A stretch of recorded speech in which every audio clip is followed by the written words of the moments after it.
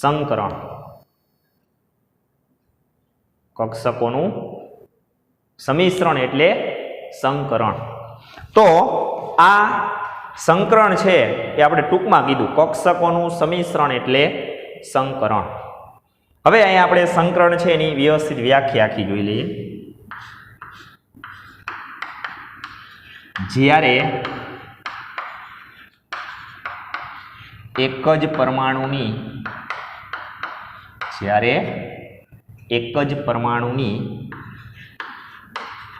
જુદી જુદી કક્ષકો વચ્ચે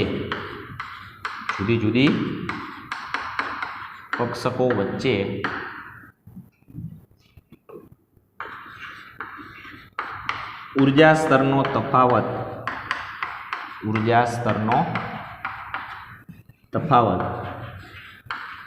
ખૂબ જ ઓછો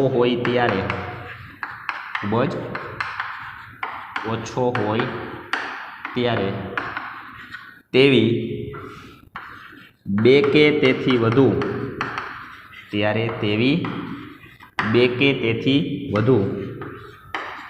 જુદી જુદી કક્ષકોનું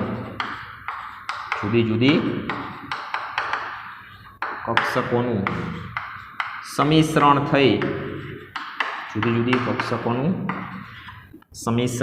થઈ સમાન આકાર અને સમાન ઊર્જા ધરાવતી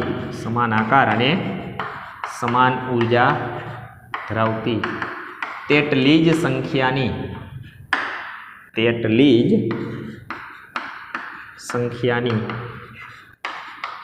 કક્ષકો ઉત્પન્ન થવાની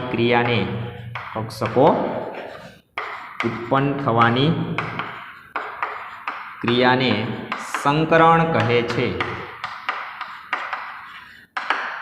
અને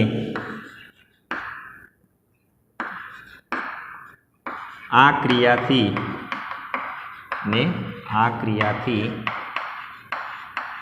ઉત્પન્ન થતી કક્ષકોને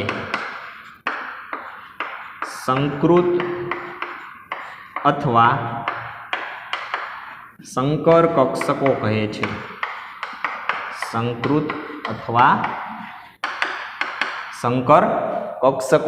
છે. ચાલો જો આખી વ્યાખ્યા આ પ્રમાણે છે. જ્યારે એક જ પરમાણુની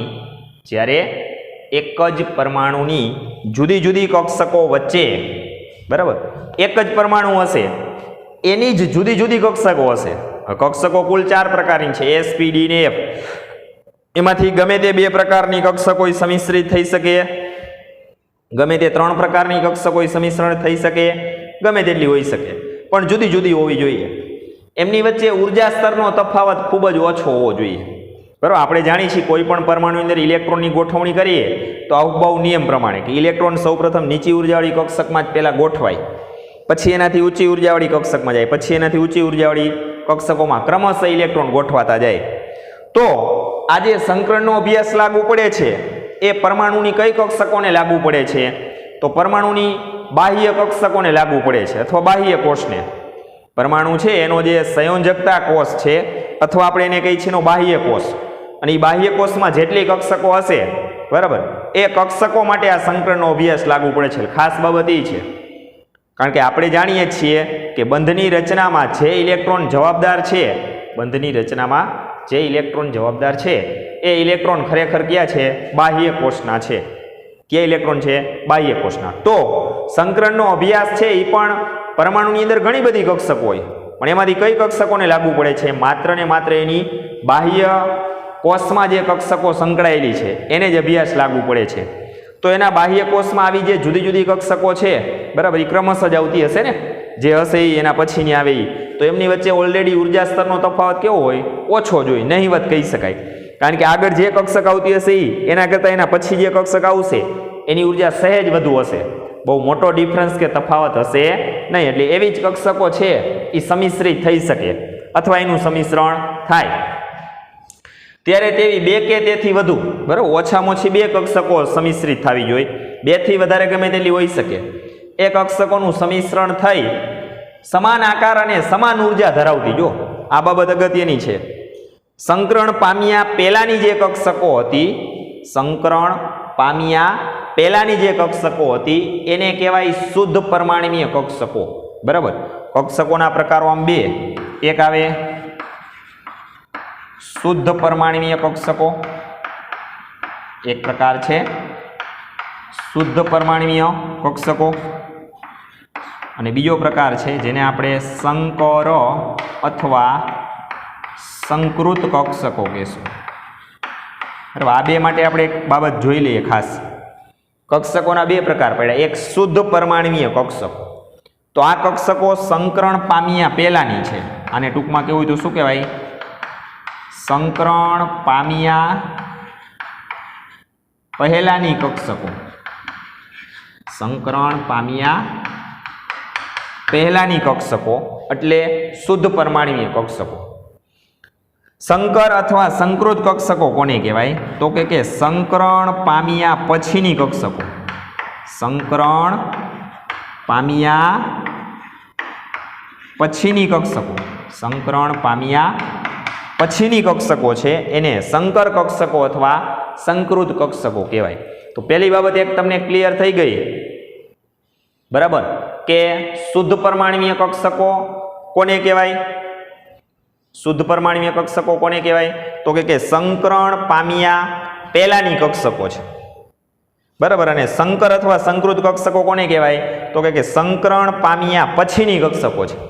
હવે આ બેમાં શું તફાવત હોય, તો જો જે શુદ્ધ પરમાણ્વીય કક્ષકો હતી પહેલા, બરાબર, એના આકાર, કદ અને ઉર્જા જુદી જુદી હોય, બરાબર. એસ કક્ષક હોય તો એનો આકાર ગોળાકાર હોય, એનું કદ એના પ્રમાણમાં હોય, એની ઉર્જા જે એસ કક્ષક હશે એના અવબવ સિદ્ધાંત પ્રમાણેની ઉર્જા હશે. પી કક્ષક હોય તો એનો આકાર ડંબેલ આકાર હોય, એનું કદ એના પ્રમાણમાં હશે, એની ઉર્જા અવબવ સિદ્ધાંત પ્રમાણે હશે, જે પી કક્ષક હશે એને અનુરૂપ. ડી કક્ષક હોય તો એમાં એ જ પ્રમાણે આકાર ડબલ ડંબેલ હશે, કદ અને ઉર્જા એની જે કક્ષક હશે એ અવબવ સિદ્ધાંત પ્રમાણે હશે. પરંતુ સંકર અથવા સંકૃત કક્ષકો હશે તો એને આપણે કીધું છે સંકરણ પામ્યા પછીની કક્ષકો. જો સંકરણ એક વખત થઈ જાય પછી જેટલી કક્ષકોનું સંમિશ્રણ થયું હોય, જેટલી કક્ષકોનું સંમિશ્રણ થયું હોય, ભલે એ બધી કદમાંય જુદી હોય, આકારમાંય જુદી હોય, ઉર્જામાંય જુદી હોય, પરંતુ સંકરણ થઈ ગયા પછી એ દરેક કક્ષકોના આકાર, કદ અને ઉર્જા સમાન થઈ જાય, બરાબર. દરેક કક્ષકોના આકાર, કદ અને ઉર્જા સમાન થઈ જાય. એ સમાન કરવા માટે આપણે શું કરીએ છીએ, સંકરણ કરીએ છીએ અને એનો અભ્યાસ કરીએ છીએ. સંકરણ કરવાથી હંમેશા આપણને બધી જ કક્ષકો, જેટલી કક્ષકોનું સંમિશ્રણ થયું હોય એટલી બધી જ કક્ષકો છે એ કદ, આકાર અને ઉર્જામાં કેવી થઈ જાય, એક સમાન થઈ જાય. કદ, આકાર અને ઉર્જામાં કેવી થઈ જાય, એક સમાન થઈ જાય.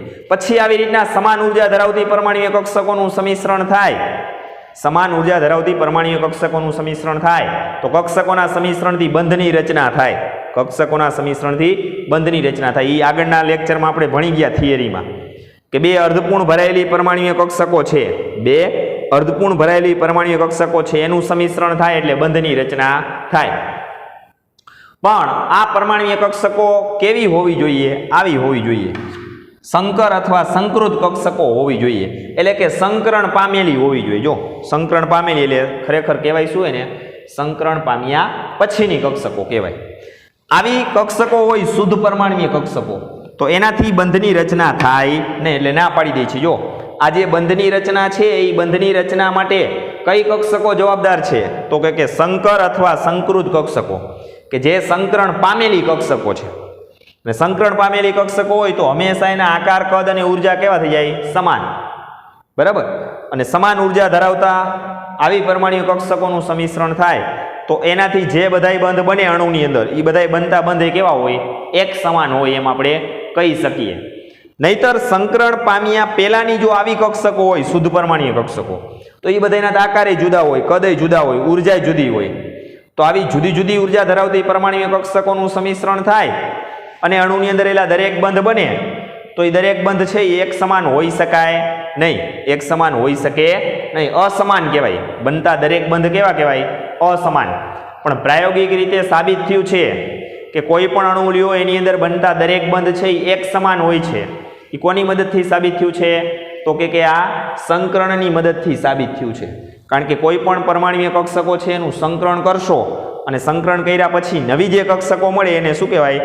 સંકર અથવા સંકૃત કક્ષકો કહેવાય.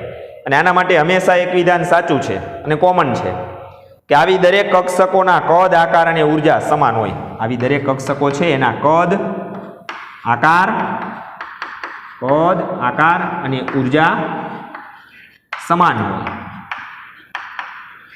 અને આ જે શુદ્ધ પરમાણ્વીય કક્ષકો છે એના માટે હંમેશા એક વાક્ય આપણે આ પ્રમાણે કહી શકીએ કે એમના કદ, આકાર અને ઉર્જા અસમાન હોય. અસમાન એટલે જુદા જુદા હોય. તો તમને ખબર પડી જાય કે મિથેનનો અણુ છે એમાં કાર્બન સાથે હાઇડ્રોજનના 4 બંધ બને છે, એટલે કે 4 CH બંધ બને છે. આ 4 CH બંધ છે એ જો તમે આવી પરમાણ્વીય કક્ષકો છે એનું સંમિશ્રણ કરો અને એનો અભ્યાસ કરો તો તમે એમ કહી શકો કે બનતા 4 CH બંધ છે એ અસમાન હોય, જુદા જુદા હોય. પરંતુ પ્રાયોગિક રીતે સ્પેક્ટ્રોસ્કોપી સાધનની મદદથી સાબિત થયું છે કે મિથેનના અણુમાં રહેલા જે 4 CH બંધ છે એ 4 CH બંધ એક સમાન હોય છે. તો બંધની સમાનતાનો આ ગુણધર્મ કે આ ગુણ તમારે સમજવું હોય તો ફરજિયાત તમારે કેવી કક્ષકો લેવી પડે? સંકર અથવા સંકૃત કક્ષકો જ લેવી પડે. કારણ કે એમાં કદ, આકાર અને ઉર્જા કેવા થઈ જાય? સમાન. અને સમાન ઉર્જા ધરાવતી જો પરમાણ્વીય કક્ષકોનું સંમિશ્રણ થાય તો જે બંધની રચના થાય છે એ બનતા બધા જ બંધ કેવા હોય? એક સમાન હોય. કારણ કે બધા જ કક્ષકોની અથવા બધી જ કક્ષકોની ઉર્જા સમાન છે. સમાન ઉર્જા ધરાવતી આવી દરેક કક્ષકોનું સંમિશ્રણ થાય તો દરેક બનતા બંધે કેવા કહેવાય? એક સમાન જ કહેવાય. કારણ કે અહીં ઉર્જા સમાન છે ને અહીં ઉર્જા કેવી છે? અસમાન છે. ચલો આ બાબત ક્લિયર બધાને? તો સંકરણ પરથી આપણને બંધની સમાનતા છે, બરાબર, અણુમાં રહેલા દરેક બંધ છે એની સમાનતા છે એ સરળતાથી સમજાય છે. પછી અહીં કીધું તેટલી જ સંખ્યાની, જો દાખલા તરીકે સંકરણ કરીએ છીએ ત્યારે આપણે 2 કક્ષકોનું સંમિશ્રણ કરીએ છીએ તો સંકરણ પછી કેટલી કક્ષકો મળે? 2 જ મળે. સંકરણ કરીએ છીએ ત્યારે 3 કક્ષકોનું સંમિશ્રણ કરીએ છીએ તો સંકરણ પછી કેટલી કક્ષકો મળે? 3 જ મળે. સંકરણ કરીએ છીએ ત્યારે આપણે 4 કક્ષકોનું સંમિશ્રણ કરીએ છીએ તો સંકરણ પછી કેટલી કક્ષકો મળે? 4 જ મળે. સમજાય છે હું શું કહેવા માંગુ છું? એ ક્લિયર બાબત? આ જેટલી કક્ષકોનું સંમિશ્રણ થાય એટલી જ નવી કક્ષકો મળે. પણ એ બેમાં ફેર શું હોય? કદ, આકાર અને ઉર્જામાં. બરાબર. સંકરણ પામ્યા પહેલાની જે કક્ષકો છે એને શુદ્ધ પરમાણ્વીય કક્ષકો કહીએ છીએ. એના હંમેશા કદ, આકાર અને ઉર્જા અસમાન ગણવામાં આવે છે.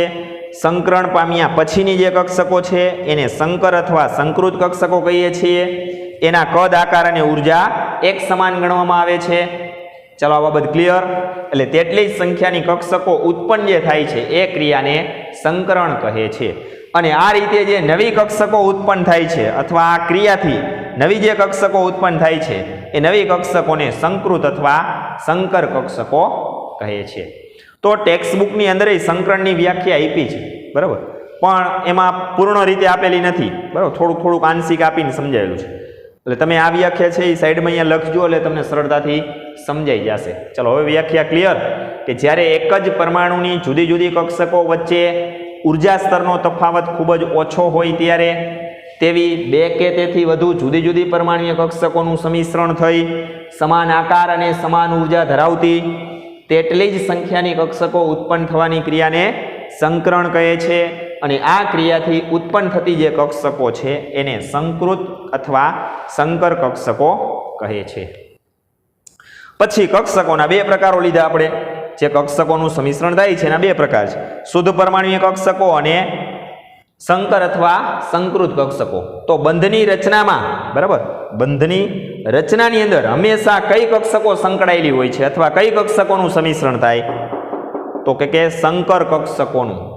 બરાબર. જ્યારે શુદ્ધ પરમાણ્વીય કક્ષકોનું સંમિશ્રણ થાય તો એનાથી બંધની રચના થાય નહીં, એટલે આપણે ના પાડી, જો ચોકડી પાડી દીધી. બરાબર. આવી કક્ષકોનું સંમિશ્રણ થાય તો બંધની રચના થાય નહીં. બંધની રચનાની અંદર હંમેશા સંકર કક્ષકો જ સંકળાયેલી હોય છે, કારણ કે એની ઉર્જા કેવી હોય?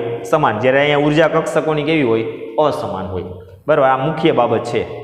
ચલો આટલું ક્લિયર. એટલે આ વાતચીત કરી આપણે સંકરણ વિશેની. આ વાતચીત કરી આપણે કેના વિશેની? સંકરણ વિશેની. હવે ત્યાર પછી આપણે થોડા આગળ વધીએ. હવે ત્યાર પછી ટેક્સ્ટ બુકમાં તમે જોશો તો સંકરણની ખાસિયતો આપેલી છે. શું આપેલી છે? સંકરણની ખાસિયતો.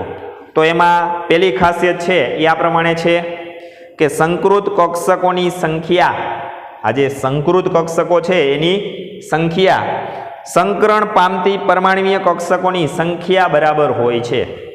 બરાબર, આ સંકૃત કક્ષકો કે સંકર કક્ષકો છે એની સંખ્યા કેટલી હોય?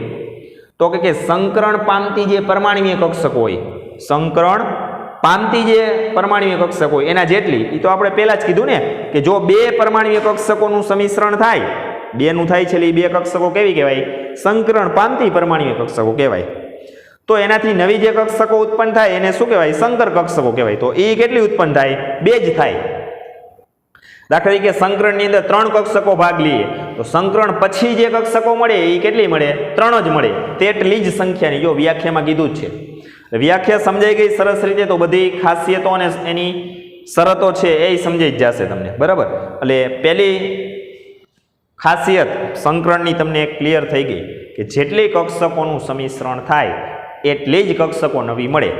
જે કક્ષકોનું સમિશ્રણ થાય છે એને આવી કક્ષકો કહેવાય અને એનું સમિશ્રણ થઈ નવી જે કક્ષકો મળે એની આવી કક્ષકો કહેવાય, એટલે કે સંકર કક્ષકો કહેવાય. ત્યાર પછી બીજી ખાસિયત છે કે સંકૃત કક્ષકો હંમેશા સમતુલ્ય ઉર્જાવાળી અને આકારની હોય છે. આ કક્ષકો, આને આપણે શું કીધું? સંકૃત કક્ષકો. એ હંમેશા સમતુલ્ય એટલે સમાન, સમતુલ્ય એટલે સમાન આકાર અને ઉર્જાવાળી હોય. એ તો પહેલા જ કહી દીધું છે. સંકર અથવા સંકૃત કક્ષકો છે એના આકાર, કદ અને ઉર્જા કેવા હોય? સમાન હોય. સમતુલ્ય એટલે સમાન હોય. જ્યારે આ જે કક્ષકો છે શુદ્ધ પરમાણ્વીય કક્ષકો, એ કદ અને આકાર અને ઉર્જામાં સમાન હોતી નથી. ત્રીજી ખાસિયત, શુદ્ધ પરમાણ્વીય કક્ષકો કરતા સંકર કક્ષકો છે એ સ્થાયી બંધની રચનામાં વધુ મહત્વનો ભાગ ભજવે છે. આપણે કીધું જ છે બંધની રચનામાં, બરાબર, આ બંધ છે એ બંધની રચનામાં આ શુદ્ધ પરમાણ્વીય કક્ષકો ભાગ ભજવતી નથી. જો સ્થાયી બંધની રચના છે આનાથી થાય નહીં, અસ્થાયી બંધ બને. પણ સ્થાયી બંધની રચના તમારે સમજવી હોય એટલે કે બંધની રચના છે એની અંદર કેવી કક્ષકોનું સમિશ્રણ થાય? તો કે સંકર કક્ષકોનું જ સમિશ્રણ થાય કે સંકૃત. અને આવી કક્ષકોના સમિશ્રણથી જ આપણે સ્થાયી બંધની રચનાનો ખ્યાલ છે એ સ્પષ્ટ થાય છે. ત્યાર પછી ચોથી શરત કે આ જે સંકરણ પામેલી કક્ષકો છે એને સંકૃત કક્ષકો અથવા સંકર કક્ષકો કીધી છે. એની અવકાશની અંદર જે ગોઠવણી હોય છે, બરાબર, આ જે સંકર કક્ષકો છે એની અવકાશની અંદર જે ગોઠવણી હોય છે એને આપણે એનો દિક વિન્યાસ કહીએ છીએ. એ દિક વિન્યાસ છે એ અગત્યનો છે અને એ ગોઠવણી પરથી જ તમે નક્કી કરી શકશો કે ક્યારે બંધની રચના થશે અને ક્યારે નહીં થાય. કારણ કે આપણે કીધું છે જે કક્ષકોનું સમિશ્રણ થાય છે એ બે કક્ષકો છે એ એક દિશામાં હોવી જોઈએ.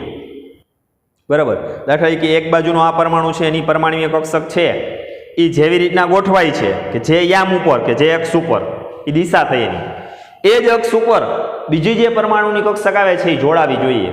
હવે એક આ રીતના એક્સ અક્ષ પર જોડાય અને એક વાય અક્ષ પર જોડાય તો એ બેની દિશાઓ બદલી ગઈ તો બે કક્ષકોનું પૂરતી માત્રામાં સમિશ્રણ થાય નહીં, તો બંધની રચના થાય નહીં. એટલે આ અર્થમાં એનો દિશાત્મક ગુણધર્મ કીધો છે કે સંકરણ પામતી જે સંકૃત પરમાણ્વીય કક્ષકો છે, બરાબર, એની પસંદગી છે એ યોગ્ય દિશામાં હોવી જોઈએ જેથી કરીને સ્થાયી બંધની રચના આપણે સરળતાથી સમજી શકીએ. ચલો, આ થઈ સંકરણ માટેની ખાસિયતો. ત્યાર પછી સંકરણ માટેની શરતો. બરાબર, ત્યાર પછી તમે ટેક્સ્ટ બુકમાં જોશો તો સંકરણ માટેની શરતો. ચાલો, એમાં પહેલી શરત એ જ કીધી છે કે પરમાણુની સંયોજકતા કોષમાં રહેલી કક્ષકો જ સંકરણ પામે છે. મેં પહેલા જ તમને કીધું કે આ સંકરણની અંદર કઈ કક્ષકો ભાગ લઈએ? પરમાણુની બાહ્ય કોષમાં કે એના સંયોજકતા કોષમાં રહેલી જે કક્ષકો હોય એ જ ભાગ લઈએ. પરમાણુની સંયોજકતા કોષમાં કે બાહ્ય કોષમાં રહેલી જે કક્ષકો છે એ જ હંમેશા સંકરણમાં ભાગ લે. આ પહેલી શરત. બીજી શરત કે સંકરણ પામતી જે કક્ષકો છે એને લગભગ સમાન ઉર્જા હોવી જોઈએ. જો આપણે અહીં કીધું જ છે સંકરણ પામતી જે કક્ષકો છે એમની વચ્ચે અહીંયા પહેલા જ કીધું ઉર્જા સ્તરનો તફાવત કેવો જોઈએ? ખૂબ જ ઓછો. જે કક્ષકોનું સમિશ્રણ થાય છે એ બધી કક્ષકો વચ્ચે ઉર્જા સ્તરનો તફાવત ખૂબ જ ઓછો હોવો જોઈએ. ઓછો એટલે નહીવત એટલે કે એમની ઉર્જાઓ લગભગ કેવી હોવી જોઈએ? સમાન હોવી જોઈએ. પણ જો જે બે કક્ષકો વચ્ચે સમિશ્રણ થાય છે એમાં એકની ઉર્જા ઘણી બધી વધારે છે, એકની ઘણી બધી ઓછી છે, તો આ બે કક્ષકોનું સમિશ્રણ થઈ શકે નહીં. બરાબર. પણ એક કક્ષક છે એની ઉર્જા છે એના કરતાં બીજી કક્ષક જે છે એની ઉર્જા સહેજ વધારે છે કે સહેજ ઓછી છે, તો એ બેનું સમિશ્રણ થાય, કારણ કે એ બેની ઉર્જા લગભગ કેવી ગણી શકાય? સમાન. એટલે કે લગભગ સમાન ઉર્જા ધરાવતી કક્ષકો છે એનું જ સમિશ્રણ થાય, અને આવી જ કક્ષકો સંકરણમાં ભાગ લે, આમ કહેવા માંગે છે આ બીજી શરત. ત્યાર પછી ત્રીજી શરત, સંકરણ પહેલા કે અગાઉ ઇલેક્ટ્રોનની જે બઢતી છે એ અનિવાર્ય શરત નથી. બરાબર. ઘણી બધી વખત આપણે જોશું તો પરમાણુની ઇલેક્ટ્રોન રચના બે પ્રકારની છે. એક એની ભૂમિ અવસ્થાની ઇલેક્ટ્રોન રચના અને એક ઉત્તેજિત અવસ્થાની ઇલેક્ટ્રોન રચના. તો ઉત્તેજિત અવસ્થાની ઇલેક્ટ્રોન રચના એ ક્યારેક આપણે સંકરણમાં જોશું.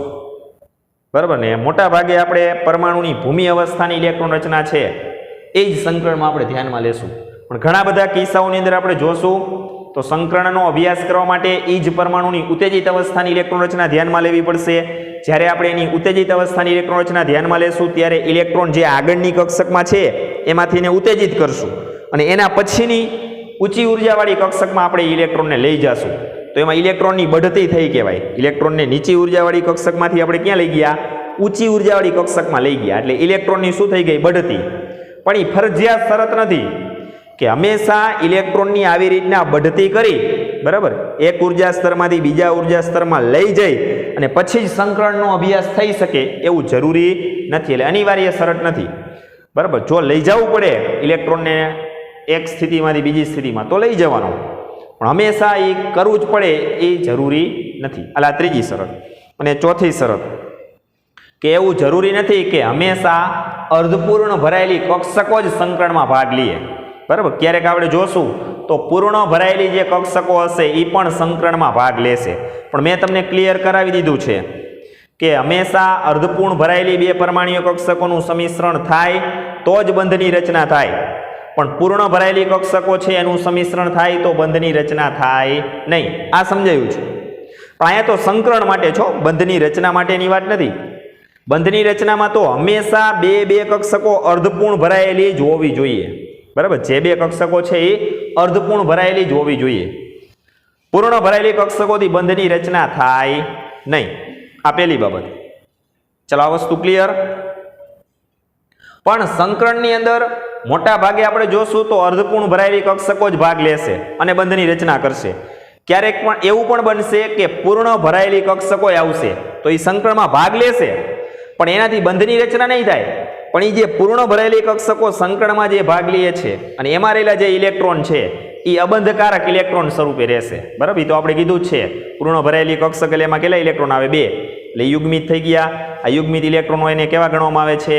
અબંધકારક ઇલેક્ટ્રોન ગણવામાં આવે છે. એ જે પરમાણુ હશે અણુમાં, મધ્યસ્થી પરમાણુ, એની ઉપર એ ઇલેક્ટ્રોન એમનામ રહેશે અબંધકારક સ્વરૂપે. બરાબર. એટલે પૂર્ણ ભરેલી કક્ષકો સંકરણમાં ભાગ લઈ શકે. બરાબર. એવું જરૂરી નથી કે અર્ધપૂર્ણ ભરાયેલી કક્ષકો સંકરણમાં ભાગ લે. પૂર્ણ ભરાયેલી કક્ષકો સંકરણમાં ભાગ લેશે, પણ એના જે ઇલેક્ટ્રોન હશે પૂર્ણ ભરાયેલી કક્ષકો જેટલી હશે એના એટલા ઇલેક્ટ્રોન એના પર અબંધકારક સ્વરૂપે રહેશે. તો આ થઈ ગઈ સંકરણ માટેની અગત્યની શરતો. ચાલો, ત્યાર પછી આપણે જોવા જઈ રહ્યા છીએ સંકરણના પ્રકારો. બરાબર. આ સંકરણ વિશેની બેઝિક બાબતો આપણે જોઈએ. હવે આપણે સંકરણના પ્રકારો, તો સંકરણને ઘણા બધા પ્રકારો છે અથવા સંકરણના ઘણા બધા પ્રકારો છે.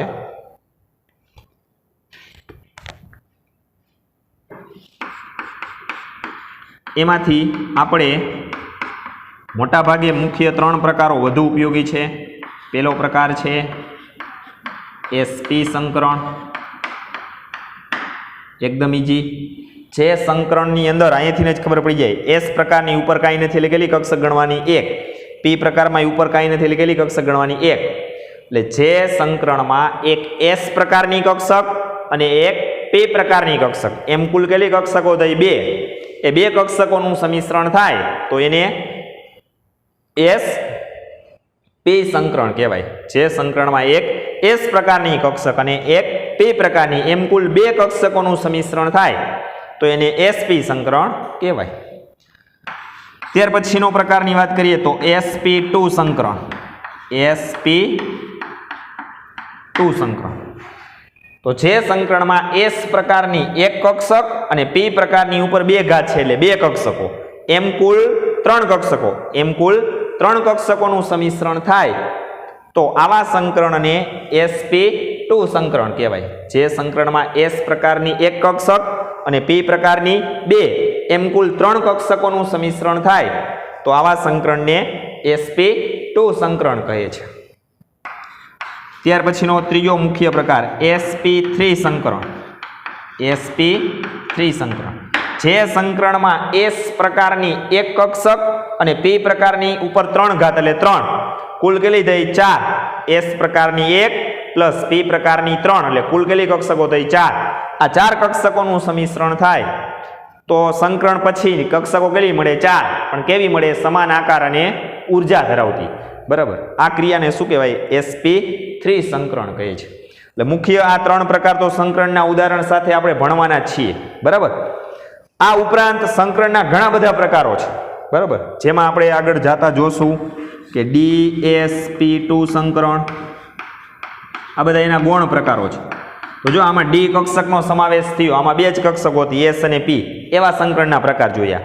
હવે ડી કક્ષકે આવી જાય એમાં કે એને સમાવે, ડી કક્ષકોને સમાવતું સંકરણ, એમાં એક પ્રકાર આ લીધો dsp2. તો આમાં ડી પ્રકારની એક કક્ષક, s પ્રકારની એક અને p પ્રકારની બે એમ કુલ 4 કક્ષકોનું સંમિશ્રણ થાય તો આવા સંકરણને dsp2 સંકરણ કહેવાય. પછી dsp3 સંકરણ અહીં આવશે.